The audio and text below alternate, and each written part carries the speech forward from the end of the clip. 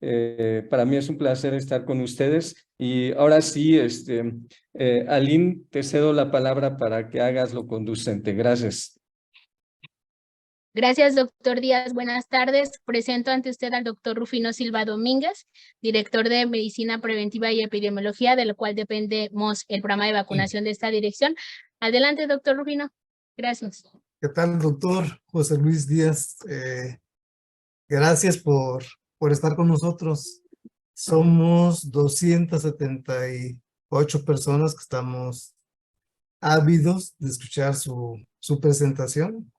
Y bienvenido otra vez al escenario de Guerrero. Estuvieron aquí hace poco que no tuvimos la fortuna de haber estado allá en Acapulco. Y bienvenido al escenario. Lo estamos escuchando personal de salud de las 7 regiones del estado. Y la verdad que le agradecemos que nos platique, que nos hable sobre el tema de polio, un tema importante siempre, hoy con los antecedentes que tenemos de Israel, de Perú, pues será bienvenida la información para actualizarnos. Entonces, muchísimas gracias por haber aceptado la invitación. La verdad que su participación nos motiva, a mí en lo particular, como sanitarista, me motiva a poner muchísimo más interés en lo que estamos haciendo. Y a los compañeros, igual seguramente conozco a la mayoría de ellos, seguramente nos va a motivar esta presentación para unir esfuerzos, para motivarnos. Hace poco platicábamos, después de que regresaron de Acapulco, platicábamos y analizamos cómo estábamos en Guerrero con la vacuna. Yo les comentaba que me ha tocado a mí conocer gente de Sencilla. Les decía, bueno, la verdad que yo no había conocido a alguien tan aplicado, no soy tan adulador, tan aplicado como usted, que cada determinado tiempo, mínimo cada 15 días, cada 20 días, cada mes, yo estoy revisando la situación de las coberturas de influenza, de VPH, de todos los de hexavalente, la que tuvimos en septiembre. Entonces dije, bueno, la verdad, muy bien, me ha obligado, casi me ha obligado a estar pendiente de cómo vamos y de comentar esto con el equipo de trabajo, con la maestra Aline, con la licenciada Silvia, jefa del departamento de CESIA. Y entonces digo, esta charla de hoy nos da todavía mucho gusto, nos va a motivar más de lo que estamos motivados, porque la verdad que todo el personal del Estado se ha aplicado. Tenemos como todos los estados muchas deficiencias. Ahorita hubo cambio de gobierno, no tiene mucho. Tenemos varias deficiencias, llegó gente nueva, etcétera, etcétera. Sin embargo, le aseguro que la gente del estado de Guerrero se ha comprometido, se ha portado a la altura con respecto a las vacunas y pues nos comprometemos a seguir con la misma actitud y con el mismo profesionalismo. Entonces, muchas gracias, la verdad, muchas gracias por estar aquí con nosotros. Les repito, estamos ávidos de escuchar su presentación. Gracias.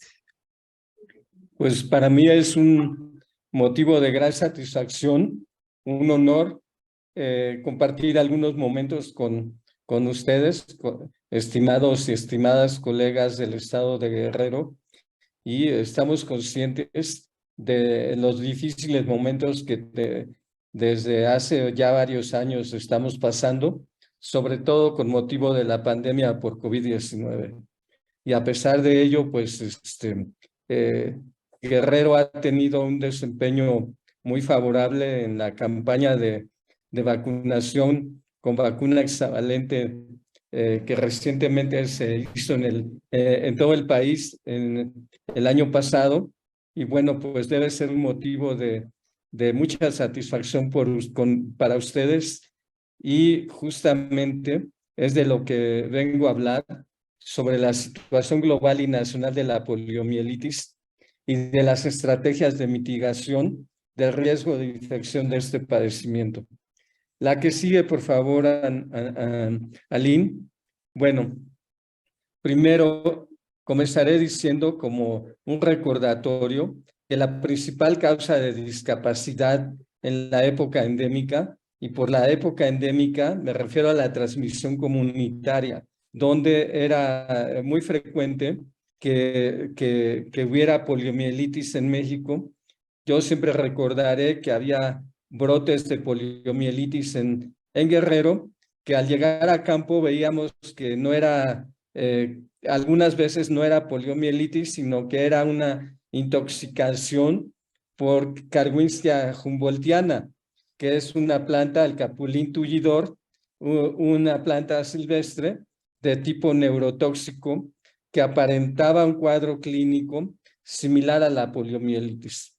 De modo que si hay un estado donde se acumuló experiencia en el conocimiento de la poliomielitis, ese estado es Guerrero, definitivamente, y la costa del Pacífico, hasta llegar a Sinaloa, que era la ruta de la migración, que entraba desde el sur y atravesaba la costa del Pacífico. En esos años no era exactamente para pasar a Estados Unidos, sino para encontrar trabajo como jornalero en los campos agrícolas de algunos estados del norte, como son Sinaloa y Sonora, pero en la ruta de migración interna iba sembrándose el poliovirus y generando casos de esta terrible enfermedad.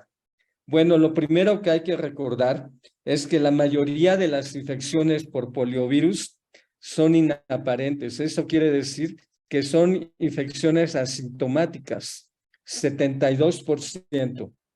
Y de ahí que tenemos una variedad de enfermedad que se clasifica en 3 grupos.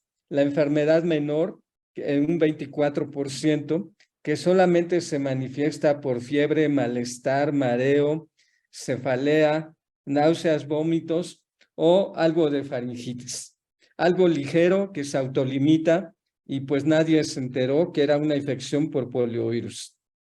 Por otra parte, está la poliomielitis no paralítica, que ya tiene datos de irritación meningia y que se caracteriza por un cuadro de meningitis aséptica que se autolimita y también se acompaña de recuperación total.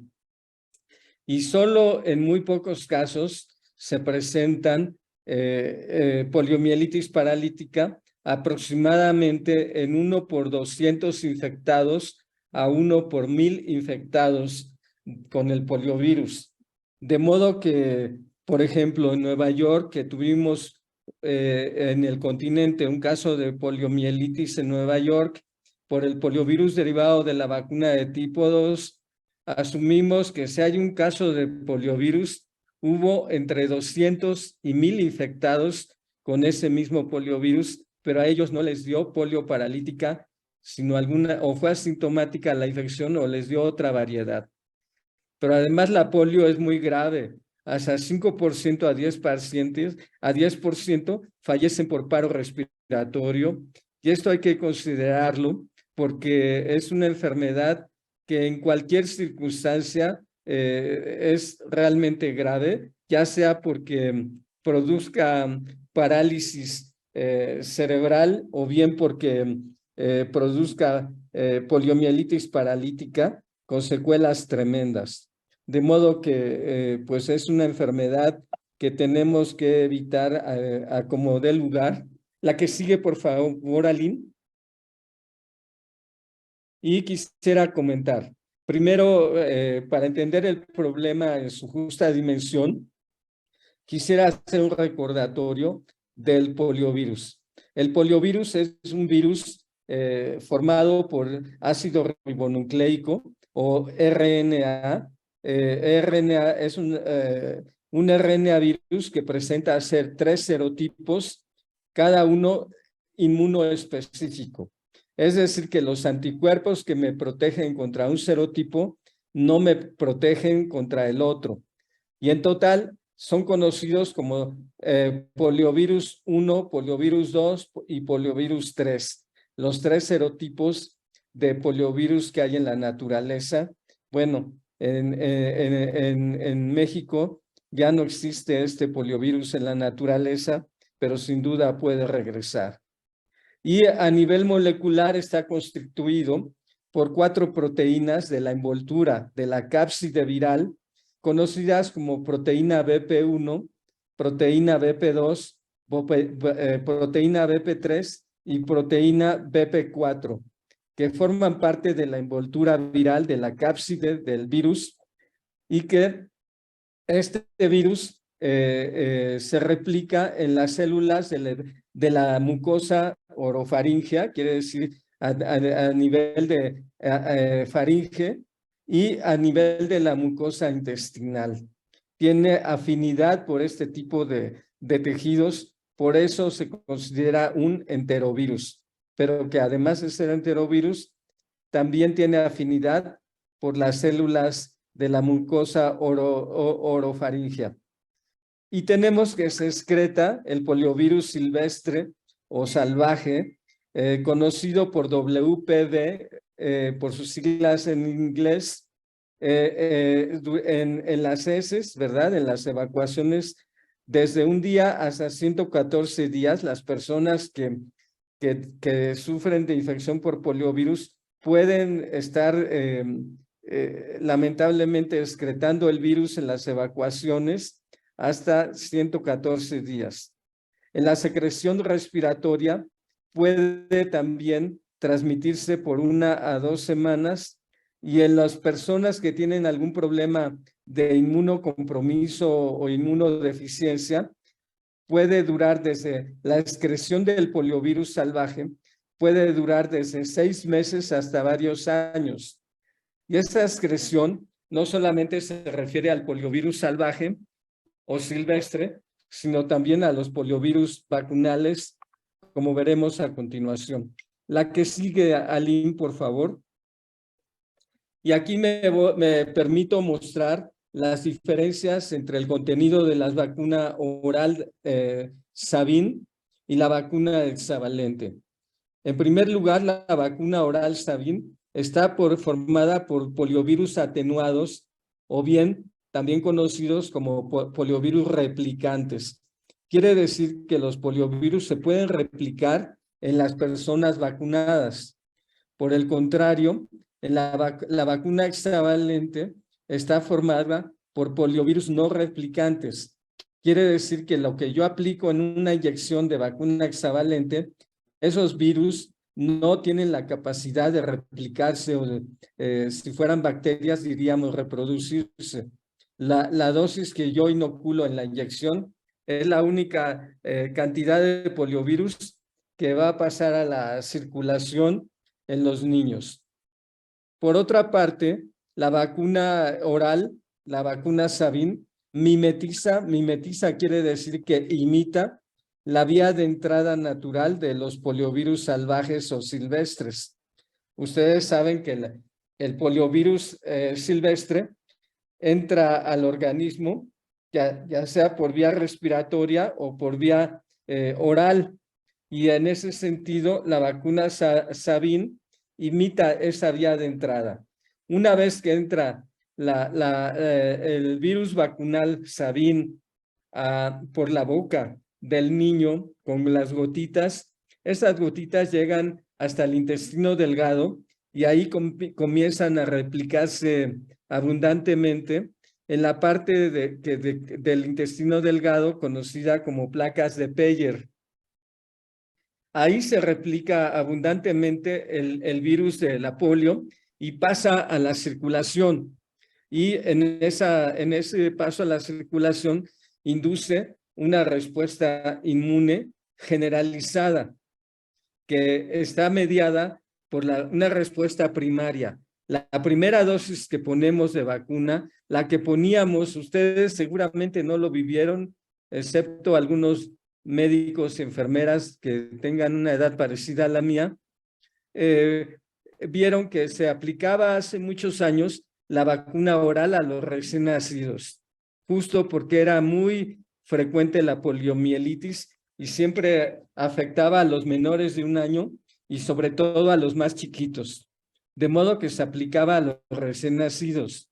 Entonces, era la primera vez que estaban expuestos a un poliovirus, en este caso vacunal, y desencadenaba una respuesta primaria mediada por anticuerpos conocidos como IgM. Pasado aproximadamente 30 días, cambiaba los anticuerpos IgM, daban el cambio a anticuerpos IgG, que son anticuerpos de memoria, que dejan protegido al niño o la niña. Bueno, hasta aquí voy a ver la comparación con la vacuna hexavalente. Mientras que la vacuna oral se aplica por la boca, lógicamente, la vacuna hexavalente se aplica por vía intramuscular y al igual que la vacuna oral, induce una respuesta inmune o protectora primaria, también mediada por anticuerpos IgM. También induce una respuesta secundaria o de memoria mediada por anticuerpos IgG. Sin embargo, aquí empiezan también diferencias inmunológicas entre una y otra vacuna.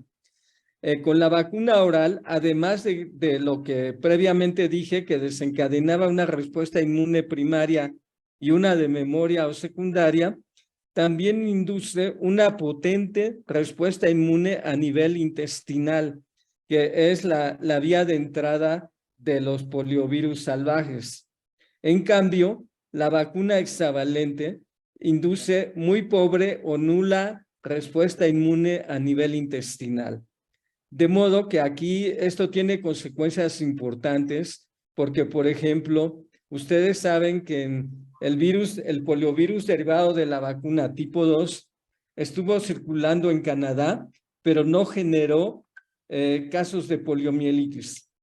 En cambio, en Estados Unidos estuvo circulando y generó un caso de poliomielitis.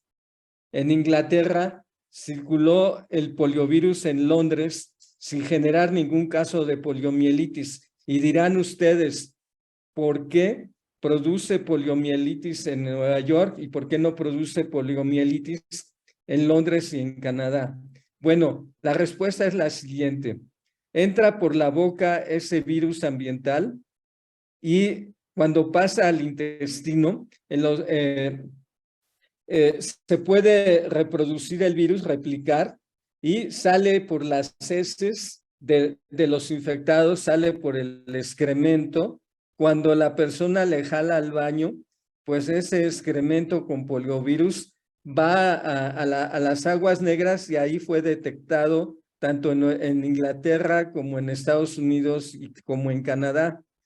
Pero no provocó anticuerpos, no provocó casos de poliomielitis porque todos tenían la vacuna muy parecida a la hexavalente, que es la vacuna de poliovirus no replicantes, o PB, y cuando el virus pasó del intestino a la circulación, ahí había anticuerpos que generó la vacuna IPV o la hexavalente, que detuvieron al virus y por eso no hubo casos de polio en esta comunidad.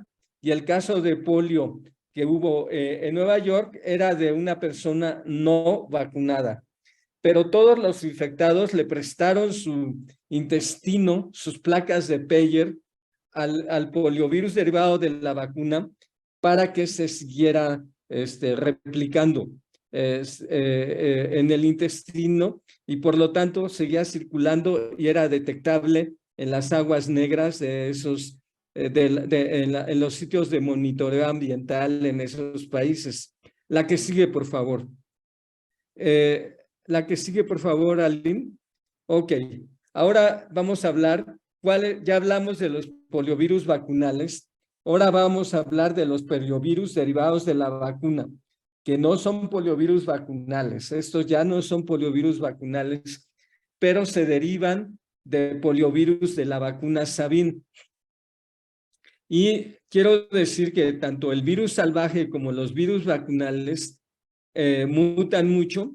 El RNA viral, el ácido ribonucleico, muta mucho y en esas dentro de esas mutaciones, podría, con una baja frecuencia, podría mutar a la neurovirulencia y provocar poliomielitis, el propio virus que alguna vez fue vacunal.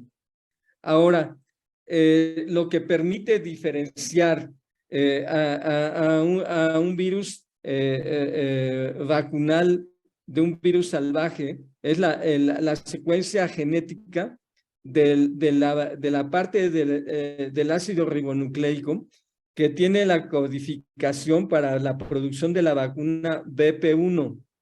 Esta misma secuenciación permite diferenciar qué tan alejado está el virus que estoy identificando en las heces de una persona con polio o bien en las aguas negras de los poliovirus vacunales originales. Entonces, en ese sentido, de acuerdo a qué tan divergente es el virus que identifico, ya sé que es un virus relacionado con la vacuna. Si tiene una divergencia menor al 1%, puedo clasificar como que es un virus vacunal el que provocó la polio. Pero si la divergencia entre el virus que identifico en las heces o en las aguas negras es mayor o igual al 1% para los poliovirus 1 y 3, indica que se trata de un poliovirus derivado de la vacuna, ya sea del serotipo 1 o del serotipo 3. Pero el poliovirus más peligroso vacunal, derivado de la vacuna, es el poliovirus 2. Y divergencia, si es mayor o igual al 0.6%, concluyo que estoy viendo un caso de poliovirus derivado de la vacuna tipo 2, que es el más peligroso. La que sigue, Aline, por favor. En ese sentido, tenemos que hay poliovirus derivados de la vacuna circulantes. Si la puedo identificar en 2 o más casos paralíticos asociados. Yo identifico en un individuo y mediante vigilancia epidemiológica de parálisis flácida aguda, identifico en otro caso de PFA nuevamente el poliovirus derivado de la vacuna. Entonces ya concluyo que es circulante, está circulando. No nada más se trata de una importación o de un caso único. Ya está circulando y hay 2 casos asociados. También puede ser que se trate de un poliovirus derivado de la vacuna que está siendo excretado por un individuo que tiene alguna inmunodeficiencia primaria.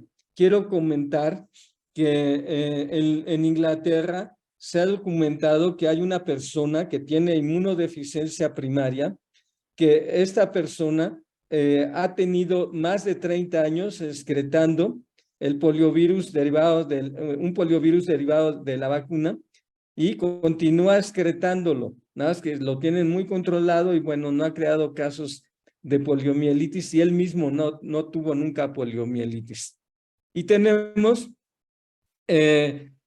cuando no sabemos de dónde viene el poliovirus derivado de la vacuna, se le conoce como poliovirus derivado de la vacuna o VDPV por sus siglas en inglés, de comportamiento ambiguo, cuando ignoramos de dónde viene ese virus. Ahora, el riesgo de poliomielitis paralítica por poliovirus derivado de la vacuna es mayor en países que tienen baja cobertura de vacunación en la población, como fue el caso de ese condado de Nueva York y como es el caso de Perú, del departamento de Loreto, que tenían coberturas de vacunación muy bajas, y esto es lo que propició que el poliovirus derivado de la vacuna provocara casos de polio. En el caso de Nueva York fue poliovirus derivado de la vacuna del serotipo 2, y en el caso de el departamento de Loreto en Perú se trató de poliovirus derivado de la vacuna de tipo 1. Ahora, el mayor riesgo es para el poliovirus derivado de la vacuna del tipo 2. Es el que 90% de los casos de poliomielitis paralítica por BDPV son atribuibles al poliovirus derivado de la vacuna de tipo 2. Esto que, debido a este conocimiento, si ustedes recuerdan, a lo mejor algunos y algunas eran estudiantes todavía, pero en 2016 se cambió la composición de la vacuna oral. Si me pones la siguiente, por favor, Aline. Y se dio el switch o el cambio en el año 2016 y empezó un proceso de contención de poliovirus salvaje tipo 2 y de poliovirus vacunal tipo 2 también. A nivel internacional, todo el mundo dejó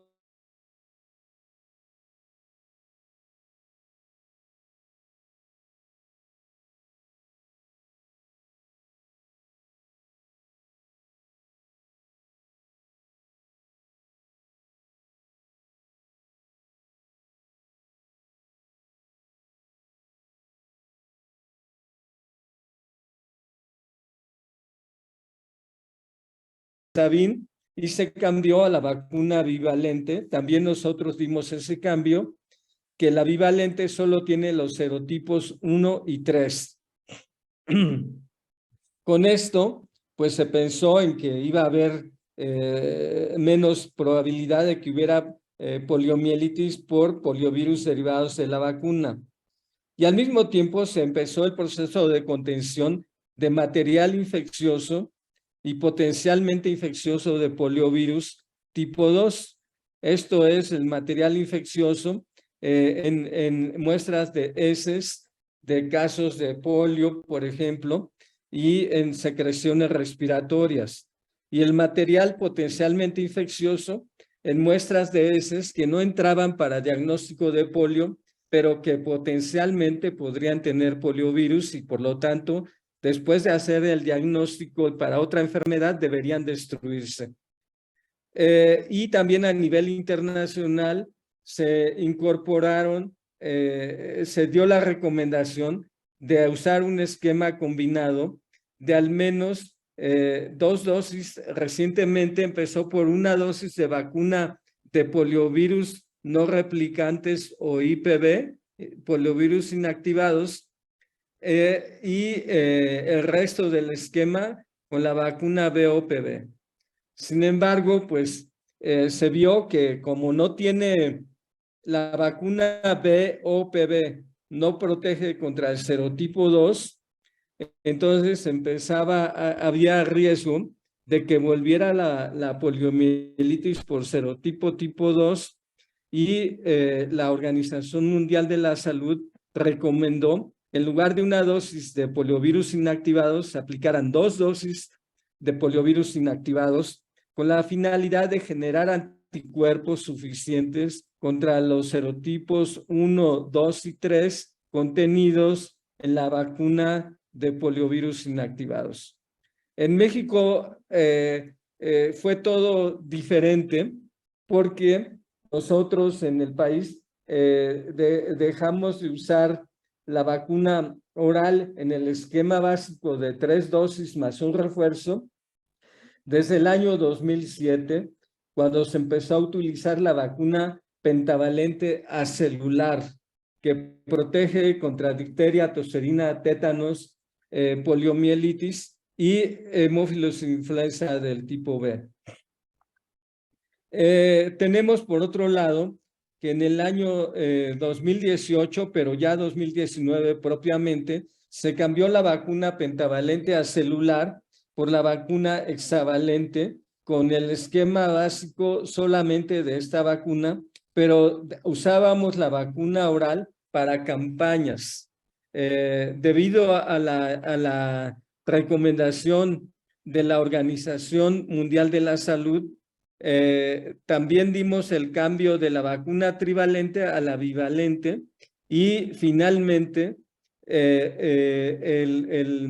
todo el país dejó de usar la vacuna oral bivalente. En marzo de 2020 fue la última campaña donde usamos esta vacuna y hasta ahorita la contención, las actividades de contención de material infeccioso de poliovirus y material potencialmente infeccioso sigue siendo insuficiente en todo el país y en eso estamos empeñados en mejorar. La que sigue, Aline, por favor. Aquí les presento cómo han sido los casos de poliomielitis paralítica en el país. Pueden ustedes ver que la poliomielitis empezó a registrarse desde el año 1937. Se tienen evidencias de registro obligatorio de vacuna. Sin embargo, hay evidencias de que desde antes ya era un problema importante la poliomielitis. Sin ir más lejos, la pintora Frida Kahlo adquirió la poliomielitis a la edad de 6 años en 1907, si mal no recuerdo. De modo que es un padecimiento ya muy viejo en el país y que en los años 50 empezamos a vacunar con la vacuna de poliovirus inactivados fabricada en México y posteriormente se aplicó la vacuna oral Sabin a partir de los años 60. Tenemos aquí que en 1985 México se unió al compromiso de eliminación de la poliomielitis del continente americano y empezó los días nacionales de vacunación en 1986 con el propósito de cortar la red de transmisión en la comunidad de poliomielitis. Fue algo muy exitoso y se continuó con en el año 88. Ante el éxito que iba tomando el continente americano, la Organización Mundial de la Salud decidió llevar esta iniciativa de eliminación a nivel de todo el mundo, llamándole al proceso Erradicación Mundial de la Poliomielitis. El último caso de poliomielitis en México ocurrió en Tomatlán, Jalisco, en 1990 y fue un caso de poliomielitis por el serotipo salvaje tipo 3. Además, hemos tenido casos por poliovirus vacunales, poliomielitis paralítica asociada a vacuna. Hemos tenido casos atribuibles al poliovirus Sabin 3, al poliovirus Sabin 1, al poliovirus Sabin 2 y al poliovirus Sabin 2 y 3. Esto desde que dejamos de usar la vacuna oral, podemos decir que el poliovirus continúa eliminado en México. La que sigue, por favor.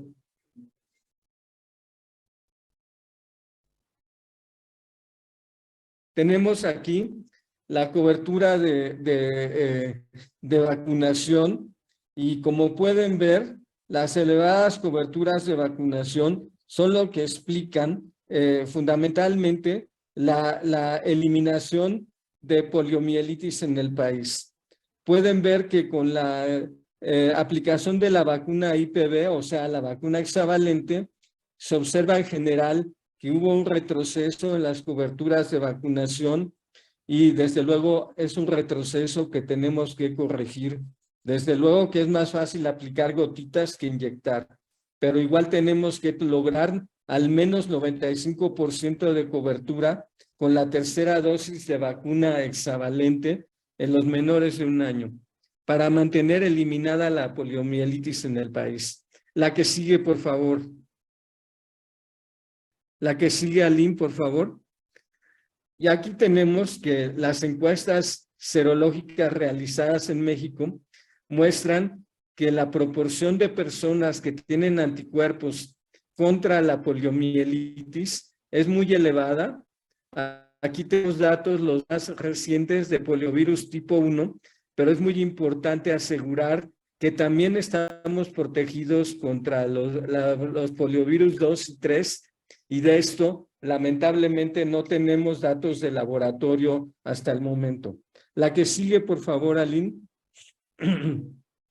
Bien, Entonces, la contención del material infeccioso, potencialmente infeccioso, tiene que darse a nivel de los laboratorios de vigilancia epidemiológica. Me refiero a nivel nacional al INDRE y en el caso de Guerrero al Laboratorio Estatal de Salud Pública. Los materiales infecciosos son potencialmente infecciosos e infecciosos son los aquellos que si alguien guarda todavía muestras de excremento o muestras de secreciones respiratorias congeladas de los años en que la poliomielitis era endémica, es decir, que había transmisión comunitaria, esas muestras son infecciosas, deben considerarse infecciosas o potencialmente infecciosas y deben destruirse porque también podrían escapar del laboratorio y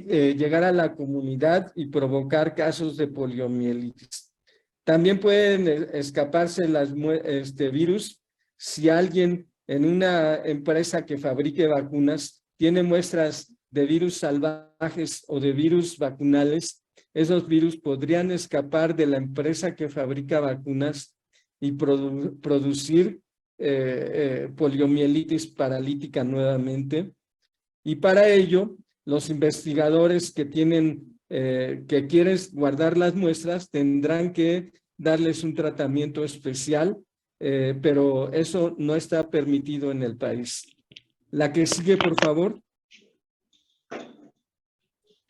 Bien, ahora tenemos aquí las políticas de salud pública, tenemos la política de control, que son los límites de aceptabilidad de casos nuevos. Por ejemplo, yo acepto que no me propongo eliminar la tosferina porque pues es un padecimiento complicado, complejo, y además la vacuna no me permite aspirar a eliminar la tosferina. Simplemente me propongo controlarla y para ello puedo evaluar cómo va la tosferina mediante la construcción de un canal endémico.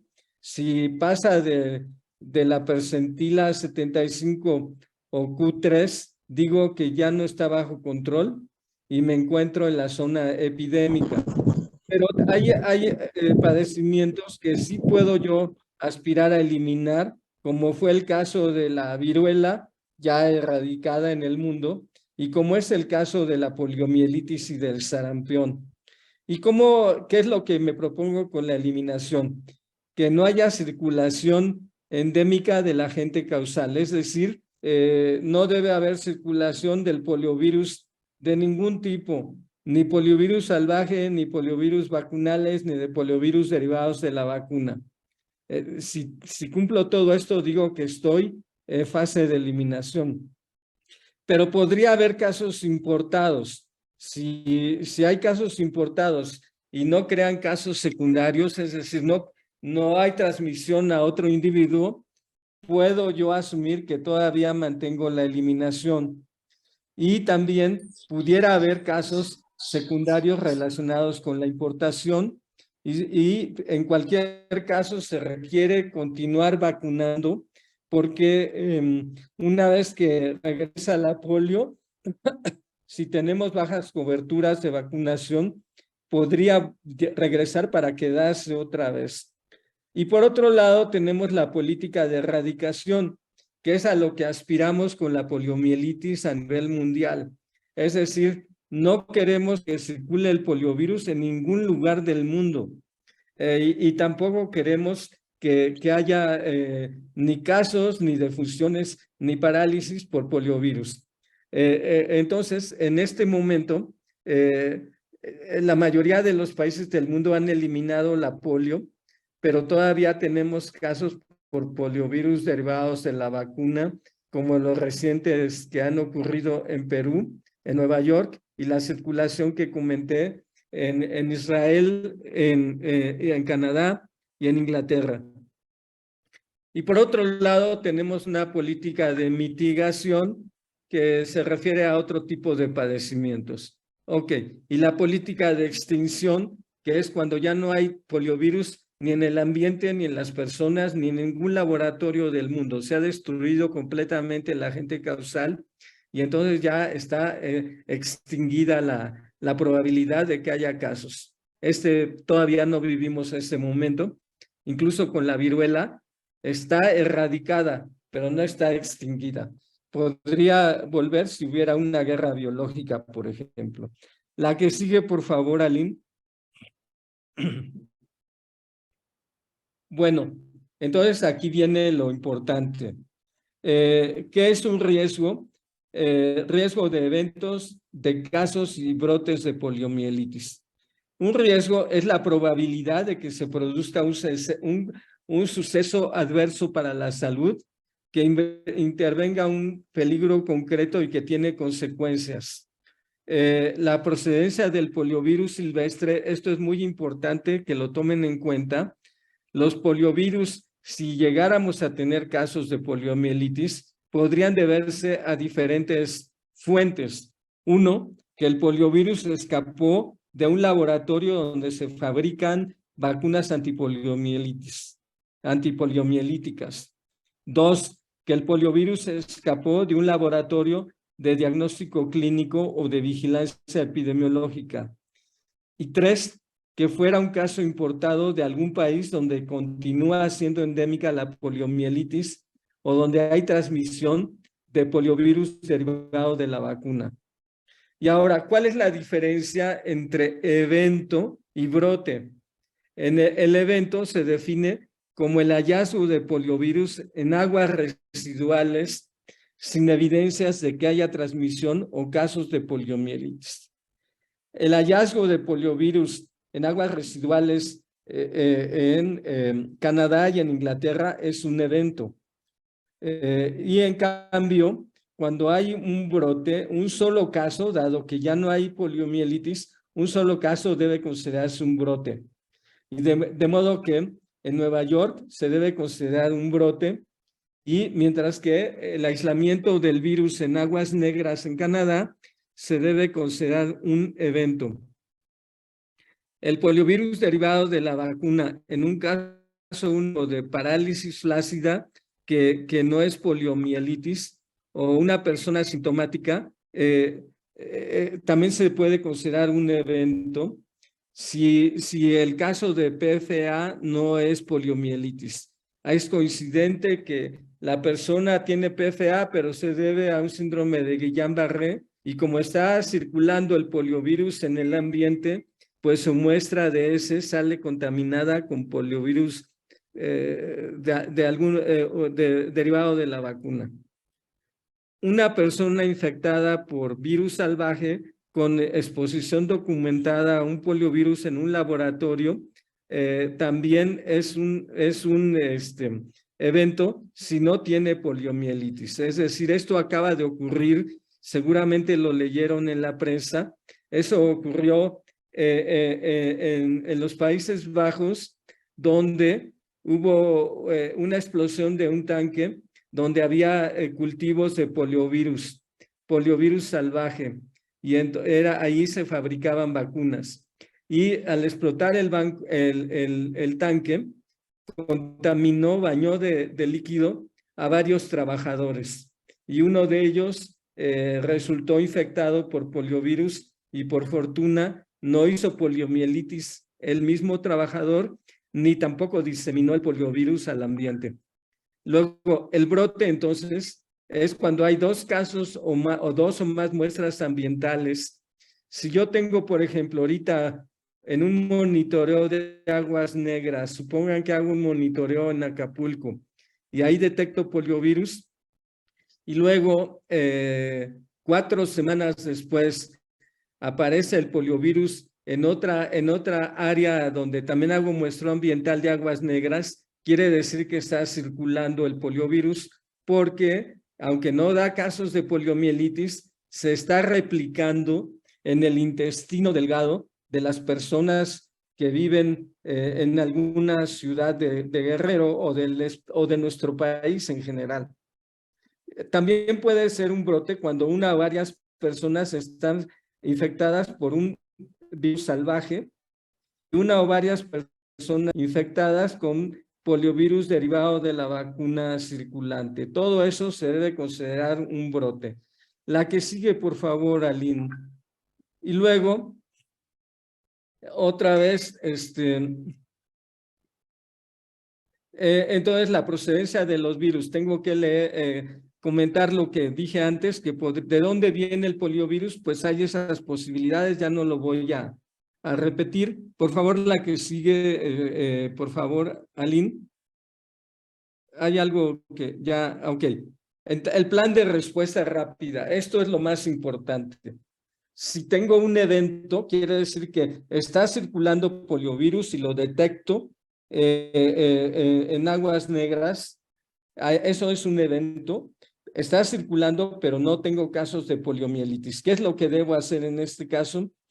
Pues debo hacer una campaña de recuperación de cobertura que no es indiscriminada. Solamente debo iniciar y completar el esquema de vacunación en menores de 1 año con 3 dosis de vacuna hexavalente en menores de 1 año y extenderlo hasta menores de 5 con las dosis que falten. Si es que hay niños de 3 años que les falta todavía alguna vacuna, también tengo que vacunarlos.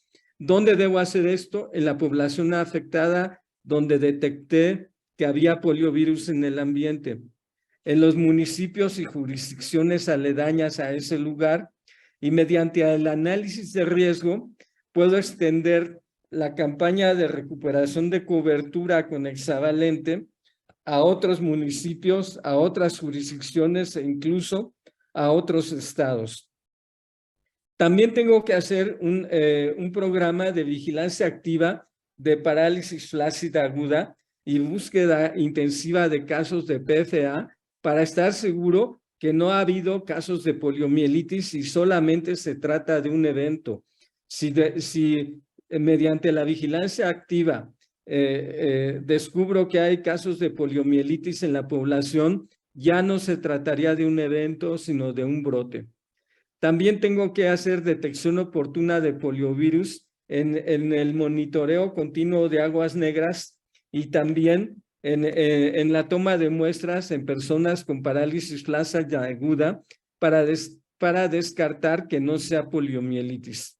Y continuar con el monitoreo de aguas residuales hasta que se negativicen las muestras de aguas negras, el tiempo que sea necesario, y debo mantener la recuperación de coberturas en toda la población menor de 5 años con énfasis en menores de 1 año.